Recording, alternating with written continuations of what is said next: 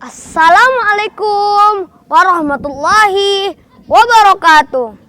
Hai teman-teman, perkenalkan nama saya Sayyid Al-Kiram Rasulullah Yusuf. Saat ini saya bersekolah di SD Islam Negeri Camp Tanjung Pinang, Kepulauan Riau. Nah teman-teman, saat ini saya duduk di kelas 5 SD dan saya sebentar lagi mau naik ke kelas 6 loh teman-teman. Nah teman-teman, pada kesempatan kali ini Kirom akan membawakan cerita yang berjudul Putra Lokan. Nah teman-teman tahu tidak lokan itu apa? Lokan itu sejenis kerang besar yang berwarna kehitaman. Pada zaman dahulu, hiduplah di sebuah kerajaan di hulu Sungai Bintan. Hiduplah sepasang suami istri, raja dan ratu. Pada suatu hari, sang ratu sedang sedih.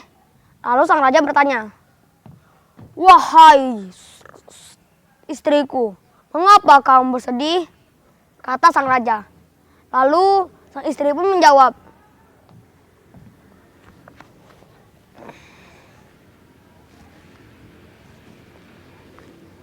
"Wahai suamiku, kita sudah lama membina rumah tangga, namun kita belum juga mendapatkan anak."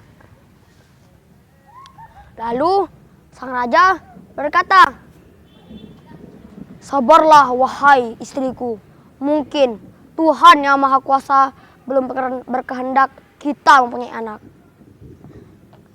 Sang ratu pun mengangguk, nah walau hatinya masih kecewa.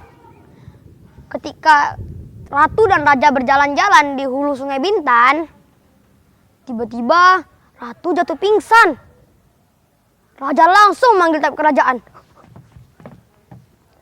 Ketika dicek, ternyata ratu hamil teman-teman.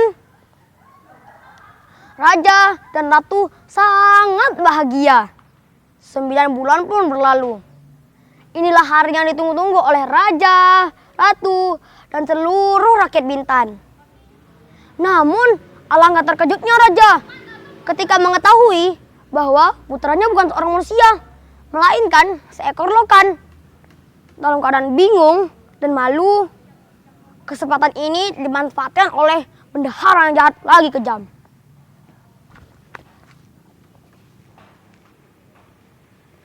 "Wahai rajaku, agar rasa malumu hilang, maka usirlah ratu dan anakmu ke dalam hutan," kata sang bendahara yang jahat lagi kejam.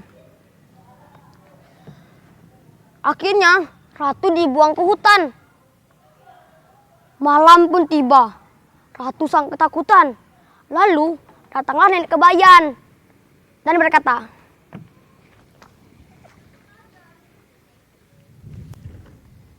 "Wahai nak, maukah kau tinggal di rumah nenek saja?"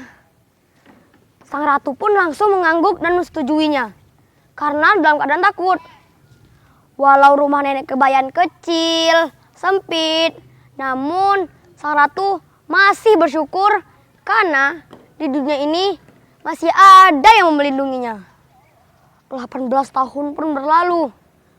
Di malam bulan purnama, datanglah seorang pemuda yang gagah perkasa ke rumah nenek tua itu. Dan tentu saja permaisuri dan nenek kebayan sangat ketakutan. Namun pemuda itu berkata, "Wahai ibunda, janganlah engkau takut. Aku adalah putramu." Akhirnya sang istri pun langsung mengangguk dan hatinya langsung senang. Keesokan harinya, sang ratu dan putranya berencana untuk pulang ke kerajaan.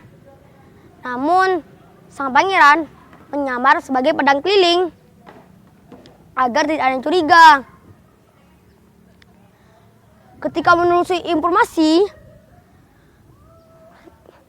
pangeran sangat terkejut karena ayahandanya bukan lagi seorang raja, melainkan digantikan oleh bendahara yang jahat lagi kejam.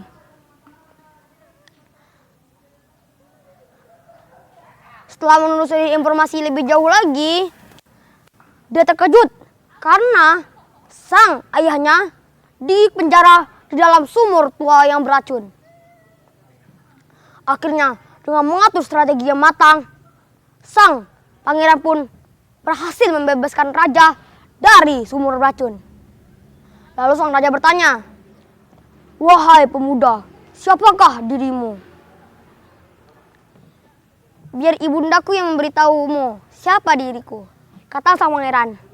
Lalu datanglah ibu sama pemuda itu. Betapa terkejutnya raja ketika mengetahui bahwa ibu dari pemuda itu adalah permaisurinya sendiri yang dulu dia usir dari hutan. Dan betapa terkejutnya lagi ketika tahu bahwa pemuda itu adalah putranya sendiri. Dia sangat senang setelah mengetahui bahwa putranya sekarang seorang manusia. Namun di balik itu ada rasa kecewa karena dulu dia mengusir istrinya dan putranya ke dalam hutan. Namun nasi sudah jadi bubur. Raja tidak mungkin lagi mengubah keadaan menjadi semula. Akhirnya mereka tinggal di kerajaan dengan sejahtera. Nah teman-teman, pesan moral dari cerita ini adalah kita tidak boleh menilai orang dari segi fisiknya. Siapa tahu orang yang kita anggap segi fisiknya buruk, jelek, akan menolong kita di nanti hari teman-teman. Jadi jangan pernah membeda-bedakan orang ya teman-teman. Sekian dari Kirom. Wassalamualaikum warahmatullahi wabarakatuh.